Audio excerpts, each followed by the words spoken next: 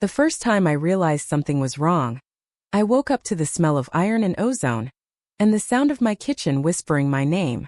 I lay frozen in bed, staring at the ceiling of my apartment on station K47, heart hammering as if it already knew the truth my mind refused to accept. The whisper came again. Low, careful, not human. But that was only the beginning. A week earlier, I had been a desperate man with too much money and not enough reasons to keep living. Station K47 was a rusted halo drifting above a dead mining world. A place where refugees, smugglers, and forgotten veterans like me went to disappear. I was a former logistics officer, medically discharged after the Europa collapse. My hands still shook sometimes. My sleep was a graveyard. So when the employment broker offered me a domestic contract, cheap, no questions asked, I said yes before he finished speaking. She doesn't talk much, the broker said, eyes sliding away. But she cooks, cleans, strong as a loader mech. Just be respectful. That should have been my first warning. She arrived the next morning, ducking under my doorway like gravity itself bent for her. 7.5 feet tall. Slate gray skin with faint bioluminescent veins along her neck and arms. Her eyes were deep amber, reflective, unreadable. An alien. A real one. Not the diplomatic kind you saw on feeds. I'm Elias Ward, I said, forcing my voice steady. You're? She placed a massive hand over her chest. Caliph. Just one word. Heavy with meaning I didn't understand. She moved with unnatural quiet despite her size. When she walked, the floor didn't creak. When she cooked, the air seemed to settle, as if the station itself was listening. The food was impossible. Simple ingredients transformed into meals that tasted like memories I didn't know I had. And every night, she stood in the corner of the kitchen after cleaning, perfectly still, as if waiting for something. I told myself it was fine. I told myself I was imagining things. But I started noticing details that didn't make sense. The knives were always aligned precisely east-west. The lights dimmed slightly when she entered a room. My personal terminal began activating on its own at exactly 3:17 every night. And my dreams changed. I dreamed of standing in a vast chamber of stone and stars, surrounded by towering figures like Caliph, their eyes burning with judgment. I woke each time with my heart racing, and a strange warmth in my chest, like something had been adjusted. By the fourth day, I realized she wasn't just cooking meals. She was watching me. Not in a predatory way. Not even suspicious. It was reverent. On the fifth night, I confronted her. Why do you stand there? I asked, gesturing to the corner. After you're done. Caliph tilted her head. The lights flickered. I listen, she said. To what? To your silence. That answer followed me into sleep like a loaded weapon. The broker had said nothing about silence listening back. By the seventh day, I felt healthier than I had in years. My tremors were gone. My scars ached less. My nightmares softened at the edges. I should have been grateful. Instead, I was terrified. Because healing doesn't come free. That night, I woke again to the whispering. Louder now. Layered. My name spoken in harmonies that vibrated through bone. I stumbled into the kitchen and stopped dead. The walls were covered in symbols, etched deep into the alloy with surgical precision. Circles within circles. Lines that hurt to look at. In the center of the room stood Caliph, her veins blazing like molten gold. And floating above the floor was me. Or something that used to be. A translucent version of my body hung suspended, threaded with strands of light that ran from my chest into her hands. I couldn't breathe. I couldn't scream. What did you do? I whispered. Caliph turned slowly, eyes luminous with sorrow. I prepared you. That was the moment everything broke.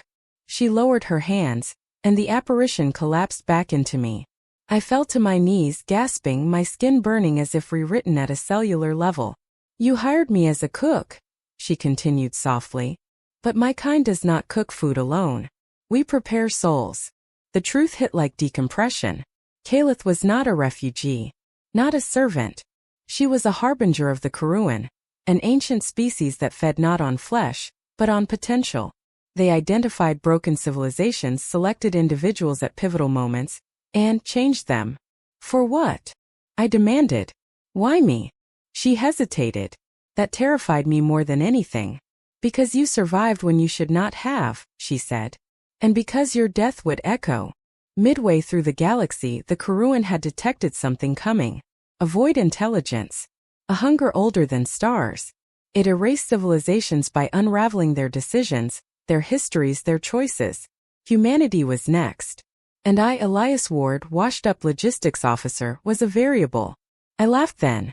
A cracked, hysterical sound. You picked the wrong man. Caleth knelt before me, the station groaning around us. No. We picked the only one who would refuse power, until it was too late. That was the turning point. The moment I realized this was never about employment. It was about consent disguised as kindness. Over the next hours, days. She showed me fragments. Futures where Earth burned. Where K-47 was silent. Where I stood at the center of impossible machines, making choices no human should face. You are being altered, she admitted. Slowly. Gently. So you do not break. Or so I don't notice, I said. She didn't deny it. The emotional low point came when I demanded she stop. I didn't agree to this, I said, voice raw. You don't get to decide my fate. Kalitha's glow dimmed. You already did. When you chose to live. That night I packed a bag. I didn't know where I would go. I just knew I couldn't stay. I reached the airlock before the station shuddered violently. Alarms screamed. The lights went red. Calith appeared behind me faster than thought. It has found you, she said. The void arrived without ships. Without sound. Pressure in the mind. Reality thinning like ice under heat. I felt it reaching testing, judging. And something inside me answered. The changes she had made ignited all at once. My thoughts expanded, branching into probabilities, seeing consequences ripple outward. It was unbearable. I understood then. She hadn't been feeding on me. She had been feeding me.